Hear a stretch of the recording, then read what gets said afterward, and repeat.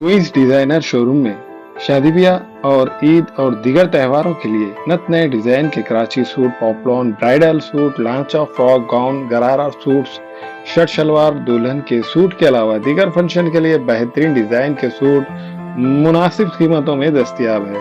बरकत complex road, Baba petrol pump के करीब queens designer suit and emporium, Nanded. अस्सलाम वालेकुम नाज़रीन, नांदेड़ दो न्यूज़ में आपका इस्तकबाल है। चलिए जानते हैं आज की खबर।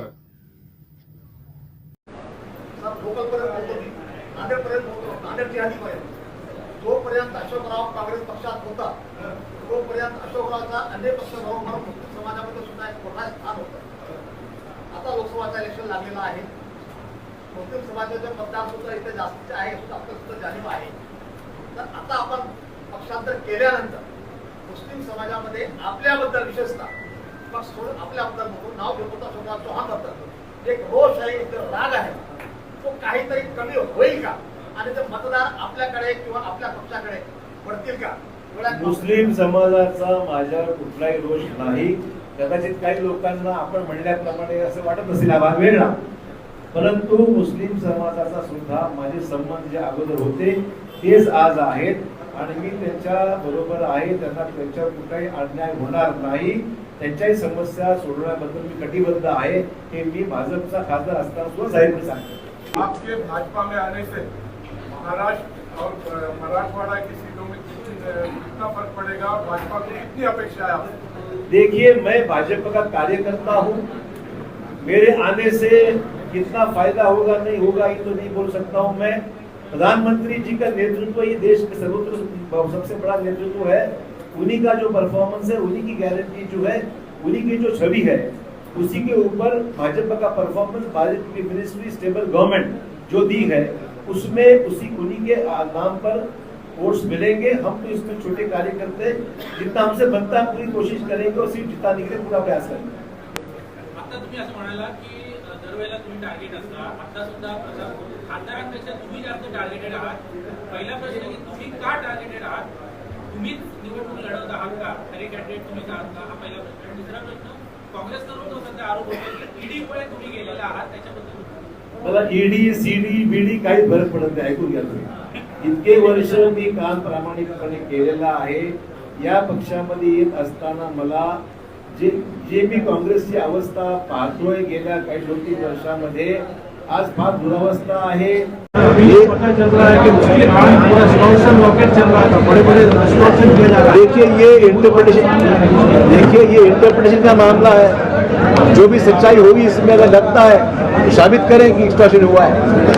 नांदेडच्या काँग्रेस उमेदवाराने अशोकराव चव्हाण यांची भूमिका काढला असं वक्तव्य केलं. याबद्दल मला तेच सांगायचं आहे की अशोक चव्हाणांच्या बद्दल काळजी करण्यापेक्षा नायगाव विधानसभा मतदारसंघाची पोकळी पहिलीच आहे, त्याच्यावर काँग्रेसचे उमेदवार चिंता कमी म्हणून म्हणायचं. सर, भाजपा के कई नेताओं ने कहा है कि बीजेपी आने का संविधान में नहीं डाले. ये बात सरासर गलत है. सुप्रीम कोर्ट ने भी इसमें बयान दिया है या जजमेंट दिया है कि कॉन्स्टिट्यूशन के कोर इश्यूज को, कोर गावा जो है उसको कोई चेंज नहीं कर सकता है.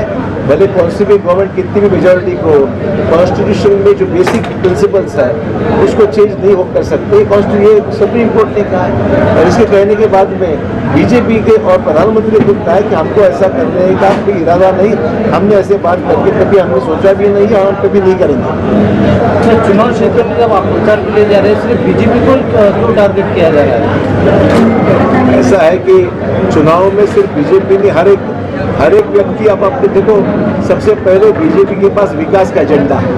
बीजेपी में व्यक्तिगत तौर पे ना हमने किया ना किसी ने किया है. व्यक्तिगत तौर पे आलोचना हमने किसी की नहीं की है. कांग्रेस के लोगों के पास कोई आज कहने के लिए मुद्दा नहीं है, कोई देने जैसी चीजें नहीं है, जनता के सामने रखने का प्रोग्राम नहीं है. इसलिए व्यक्तिगत आलोचना पे उतर आए, उतना इशू और क्या इशू है. सर, पर्सनली तौर पे आपको और आपकी फैमिली को मराठा आरक्षण के नाम पर गाँव में आने से रोका जा रहा है. बिल्कुल बात सच नहीं है. आज भी घटना ऐसी हुई है. एक आध घटने में कुछ बात होती है तो समझ सकता हूँ मैं. ऐसा माहौल हर जगह नहीं है.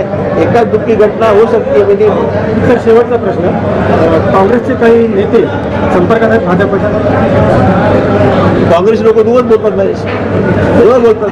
मग येणार का पक्ष, अशात काय पक्षप्रवेश होईल? त्यांच्यावर सो बोललोय मी. वडेट्टीवारांबद्दल काही अशी चर्चा सुरू होईल? वडेट्टीवारांची माझी चर्चा नाही.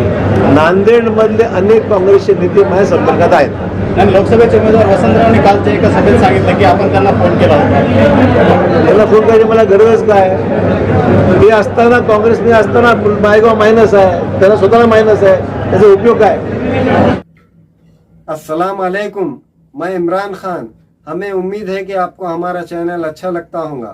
लेटेस्ट न्यूज़ के लिए देखते रहिए नांदेड़ उर्दू न्यूज़, और न्यूज़ के पसंद आने पर लाइक, शेयर और सब्सक्राइब करना ना भूलें।